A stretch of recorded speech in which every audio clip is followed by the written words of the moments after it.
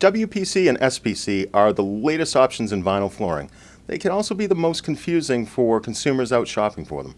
So in this video, we're going to be talking about the differences between the two, and we're going to do a little bit of a comparison. Hi, I'm Matt Sweeney, and I'm here with Big Bob's. So last week we talked about traditional LVP and LVT.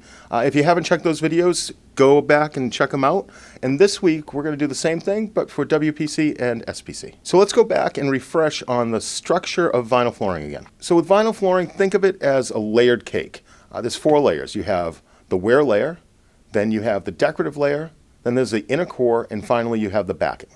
So now let's jump into some of the specifics for WPC. Wood polymer composite, or WPC, is a composite vinyl. So the top wear layer is made out of vinyl, and then the differences is in the locking mechanism and in the core.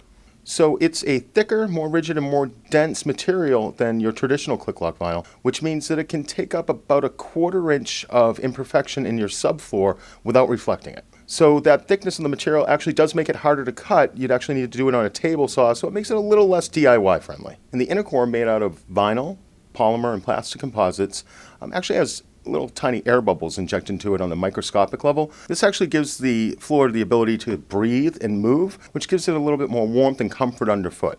So the main benefit is the locking mechanism. Being different than a traditional click-lock vinyl, that actually creates a waterproof seal when locked together. So you don't have to worry when you're mopping it, which makes it ideal for, say, a bathroom. However, it's only top-down waterproof. That polymer core does have some drawbacks when it comes to water resistance.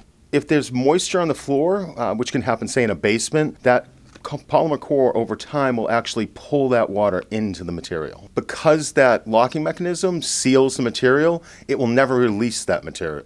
And it never dries because that locking mechanism traps it in there. So over time, it can create mold and mildew issues. And if the product has a cork backing, that will only magnify the issue. There are more expensive products, but you do get a much higher value with a WPC. As mentioned before, some come with a cork backing, which, while they can be a detriment to water resistance, they can be a benefit to insulation and even sound resistance. Stone polymer composite, or SPC, is also called rigid core. This is because of the manufacturing process used to make it. Like WPC, the top layer is vinyl, and the core is very similar, except instead of air bubbles, those tiny holes are actually filled with limestone deposits. The stone makes the product very rigid, so like WPC, it can take up about a 1/4 inch of imperfections in your subfloor. So a problem that we found with WPC is that because of those tiny air bubbles, something with a lot of weight, say a fridge on legs or a pool table in a game room, could actually cause dents in the floor because of the give that the material has. SPC can't be dented this way. Because of the rigidity of the product, it doesn't have that same give to it. It's also truly waterproof bottom up, so it will not absorb any moisture. Of course, if you choose a cork backing, you will still have those same similar problems that you would have in a WPC. So theoretically, the wear layer is going to be identical to the wear layer on a WPC, but because of the rigidity of the product, it actually is much more resistant to wear from foot traffic. So this product is actually probably the least friendly from a DIY standpoint. Because it's so dense, you really need a wet saw to cut it.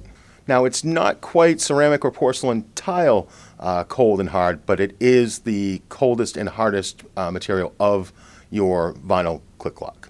To counteract this, it's a great floor to put a radiant heat system underneath, or to consider a really good quality pad to make it a little softer underfoot. This is definitely the best product for basements between WPC and SPC, and it's less expensive.